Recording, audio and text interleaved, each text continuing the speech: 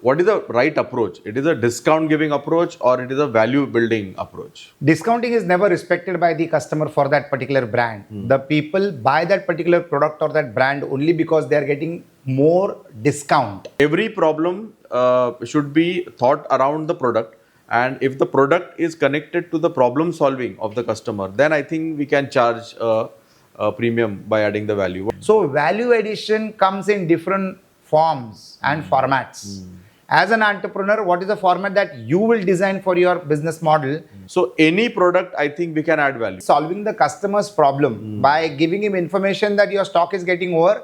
So just in time is a possibility. Yeah. My customer is facing 10 problems, and how much of those problems I can solve so he can buy my main product. That is the value addition. So giving discount is not necessary at all if you add the multiple problems of the customer. So these are the strategies which are being used very effectively and very, very smartly. The product has to be good. There is no doubt about that. Nobody buys a bad product or an average product. Everybody wants a best product. But how convenient can you make it for him in terms of availability, in terms of pricing, in terms of value add? That can happen. So many entrepreneurs always have a challenge that how to increase the sale. There are two ways. One is either give discount on the products or how to create the value and charge a premium.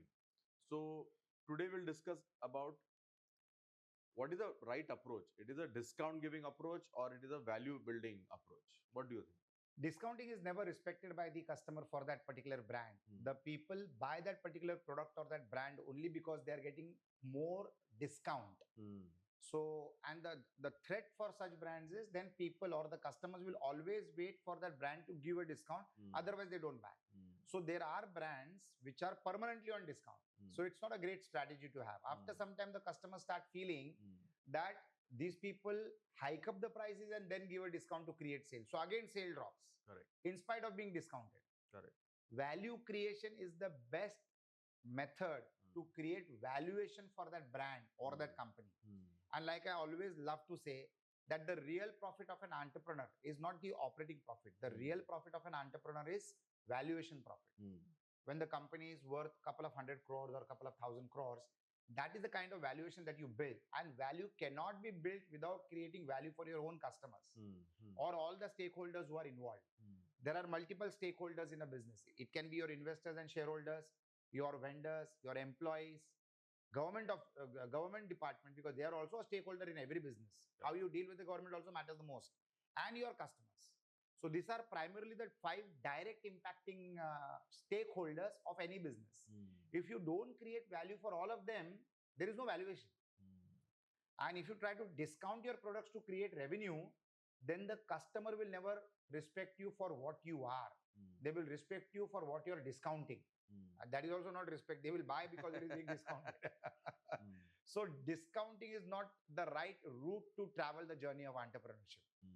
I think discounting makes your product or service a commodity. Yes. Because it becomes like a very basic product, and it is calculated only on the production cost of the product or the service, because there is nothing extra value added to it.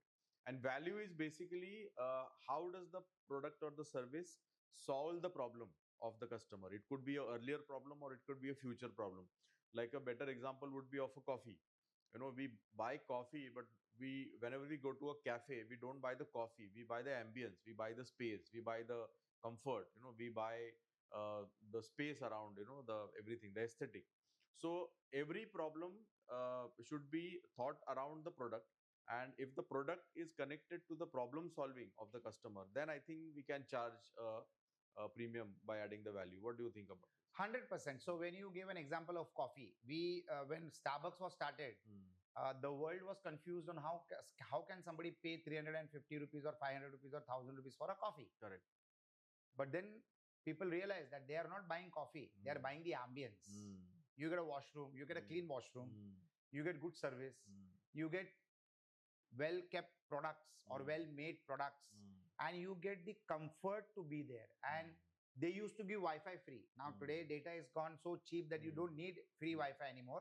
But one of the hooks of Starbucks world over was, if you go to Starbucks, you get internet free, you get the Wi-Fi free, especially for non-English speaking countries. Whenever I used to see a Starbucks, I used to enter that Starbucks not only to take their coffee, which I got subsequently addicted to, but I was to go there. I used to go there purely for enjoying the facility of free Wi-Fi. So see how strategically people entangle you with such good value additions that you get accustomed to that brand. So you didn't go there for coffee, you went there for Wi-Fi. Correct. Then you started going there because there are clean restrooms over there. There is the seating arrangement is very comfortable. In Starbucks kind of a brand, the seating is so comfortable as if you're sitting at home. The cushions and all that, very comfortable. Then I came across a brand in Dubai, which is charging 900 US dollars for one coffee. 90,000 rupees. You heard me right. 90,000 rupees, if you translate that into Indian currency, a few rupees less. Approx 90,000 rupees for one coffee. When somebody went to see what are they giving, are they making you drink in a gold cup and giving you some gold complimentary, or what is it?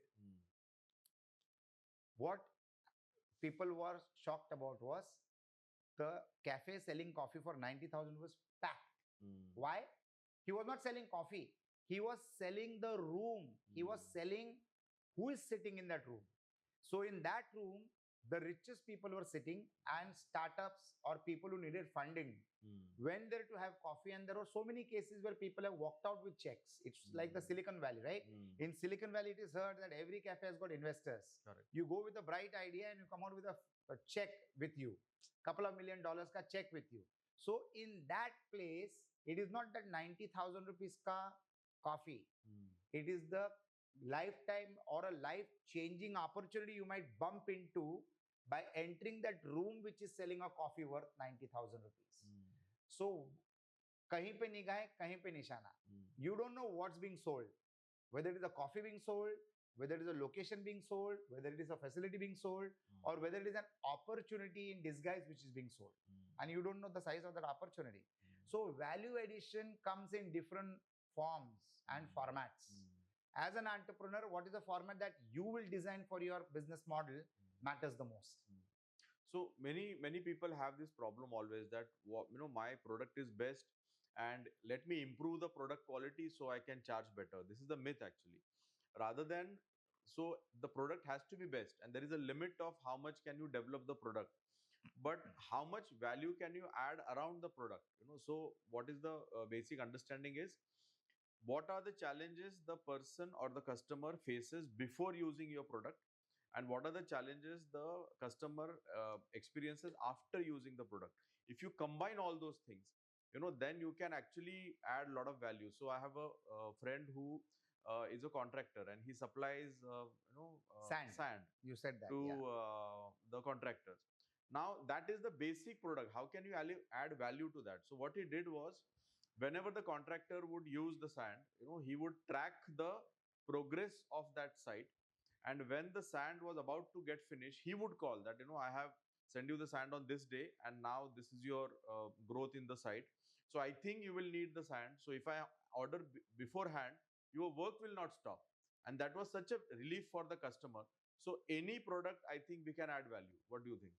Fantastic. That is a brilliant example. In fact, we are doing this podcast in two languages, Marathi and English. So when you do it in the other language, you already know what's coming.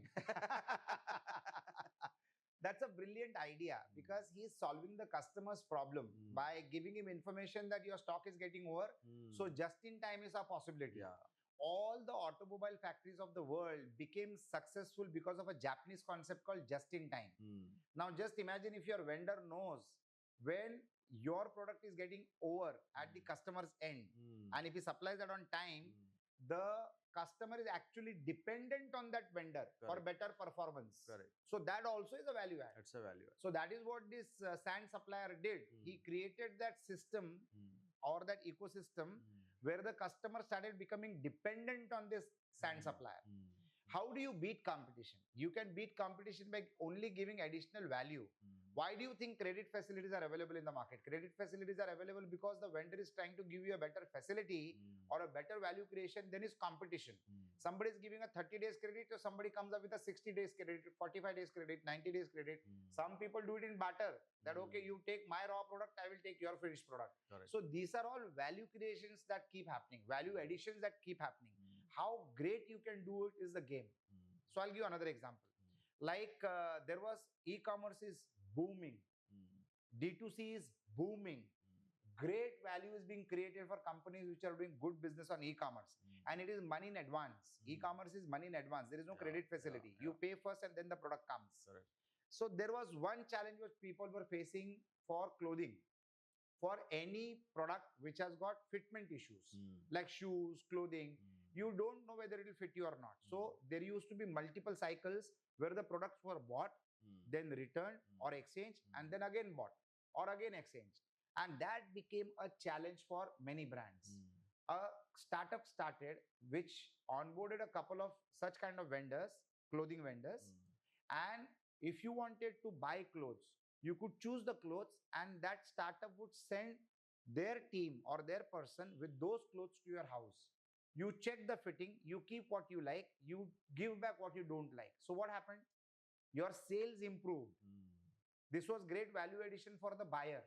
Correct. The sales improved and customer was also happy. There is no jhanjat or no complication of packing it again and sending it back and then coming again with the exchange, and it became complicated. So he simplified the process. What I want to drive as a point over here is, it is not necessary that value addition has to be done by you all the time. Many a times you need to choose a service from the market which is already available, integrate it with your product and create value. For example, the vendors who are creating the clothing just collaborated with this platform which was giving door service, home service or office service, and automatically the sale value increased. Now for the clothing vendor, he was sharing the revenue with the platform, that home delivery platform, only when sale was happening. So there is no fixed cost to the clothing vendor also. So it became an ecosystem of doing business. So as a entrepreneur, you need to define and decide on what can be your effective ecosystem.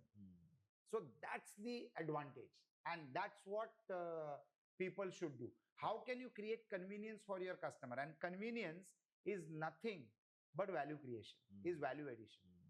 People buy because of convenience. Now there are so many furniture shops. Not everybody will travel all the way to a IKEA store which will be available in one place, in one city, at a very remote location. So people will not mind paying a little higher cost, but they will go to a vendor which is within the vicinity of that particular customer. So it is not necessary that everybody is looking for a better price. It is also that there are a lot of customers who are looking for better convenience. Like in our multiple conversations that we had, we also gave the example of how come the local kirana store is still doing better business in spite of so many supermarkets coming up. Because customers who want convenience are going to the kirana wala. Correct. The kirana wala is giving you door delivery. It comes home. You can order on the phone. There is somebody to attend to you. There is somebody who can exchange if something is not right. Correct. That doesn't happen in a supermarket. That happens in the local store, grocery store, where in the local lingo, we call it as a kirana store. Actually, it's a grocery store. So it is also about convenience. What is the convenience that you can give? People pay more. The mineral water that you buy on the streets, on the corner shops, is much cheaper than what you pay for if you buy it on an aeroplane, on an aircraft. You get me? Why? Because it is available in the sky. It's logistical hassle. And over there, if you're feeling thirsty, you have to pay a better price. Correct. So where you are available also matters the most. How can you create convenience for your customer so that the customer can pay more and improve the value of your product and the valuation of your company? That's the race. Discounting is not the route. I think, I want to hammer the point again that people are stuck to their product or services, and they think only about how I can improve my product or my service. But the real value is added around the service. So we have a common friend, Santosh Patil, who has a resort, and he told me a very interesting thing that on the highway, the people don't only come for food, and most of the time people are focused only on food and the ambience. So the city cafe will focus on ambience and food, but the highway cafe actually focuses on washrooms. So why people stop at a hotel is not because of the ambience or the food.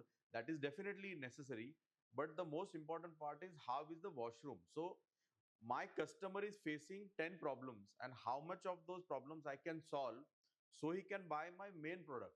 That is the value addition. So uh, giving discount is not necessary at all if you add the multiple problems of the customer. Absolutely. In fact, now there is one more category which is a hook for highway cafes. I'm sure Santosh Patil has also done that at the UK resort. Yeah, That is a charging station. yeah, he's done With it. the he's done it. Yeah. Yeah, I've heard that he's done it. So with electric vehicles increasing in numbers, automatically every property has started generating one more revenue, and that is the charging stations. Correct. Now the revenue of the charging station is minuscule, but what are you going to do for that 15 minutes to 1 hour of charging time? Correct. So you will go into that UK resort, Yeah. you will eat something, and if you like something over there, if you like the ambience and all that, which is a great ambience, Yeah. you might also someday plan a holiday in that resort. Right. So you are getting customer acquisition done free of cost, Yeah. because your customer acquisition is also being paid by the customer only because of his need for charging his electric vehicle. Correct. So these are fantastic methods of doing it. But there are smart brands who are also utilizing discount as a strategy to sell the non-discounted products. So there are many premium brands that I know of which are mostly available on global airports, where an X quantum of their inventory is always on discount. So that discount is the hook to get you in.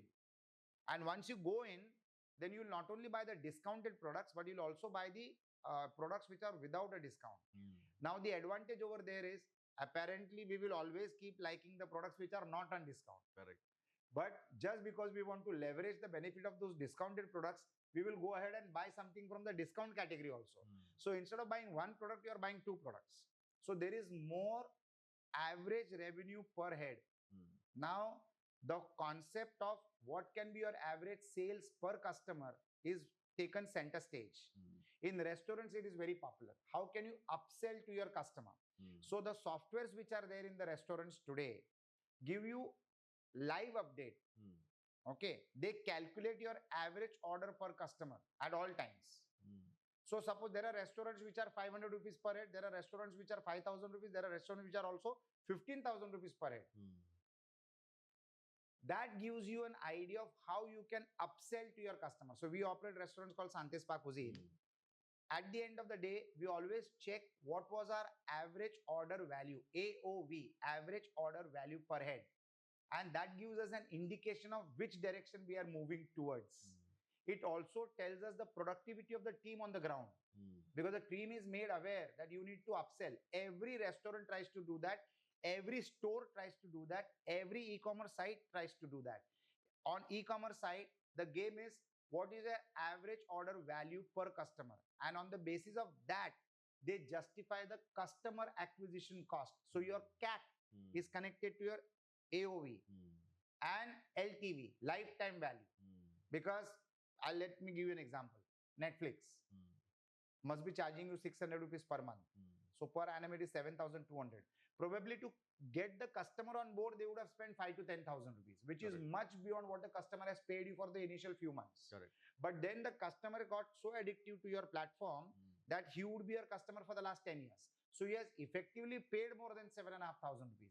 So every his not 7,500, 70,000 rupees, 7,200 into 10 years, 72,000 rupees. So even if the customer acquisition cost at that time would have been say 10,000 rupees, the brand has earned much more than that. Here, the lifetime value matters.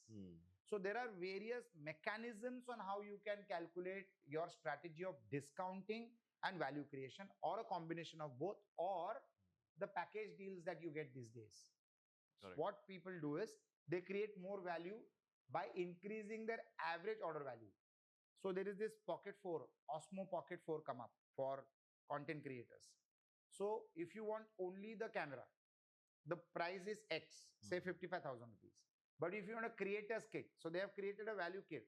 It's called creator's kit. It comes with a light, extra battery, travel pouch, extra stand, etc., etc. What has happened? For the same customer, for whom your customer acquisition cost is the same, you can increase your order value from that buyer. And by doing that also, you have done a better sale. So rather than giving discount, you create more value and take more money from the customer. But at the same time, you are giving more value to the customer. Correct. So these are the strategies which are being used very effectively and very, very smartly. You gave me the example of the sand supplier. Let me give you an example of a tea vendor. It's a tea company called Cherais. We are a part of that enterprise, Cherais.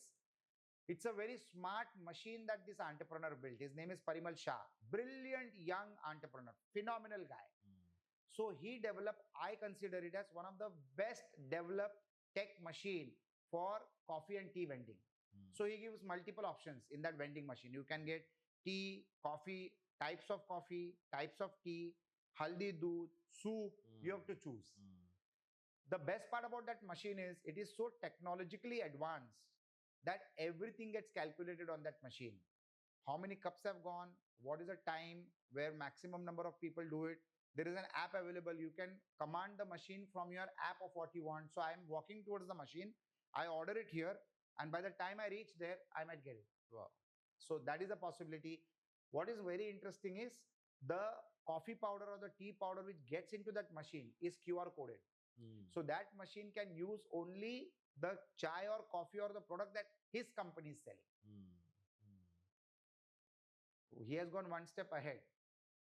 Now, like the sand supplier, if the coffee powder is getting over, the distributor gets an intimation that so-and-so machine in so-and-so office, the coffee is getting over.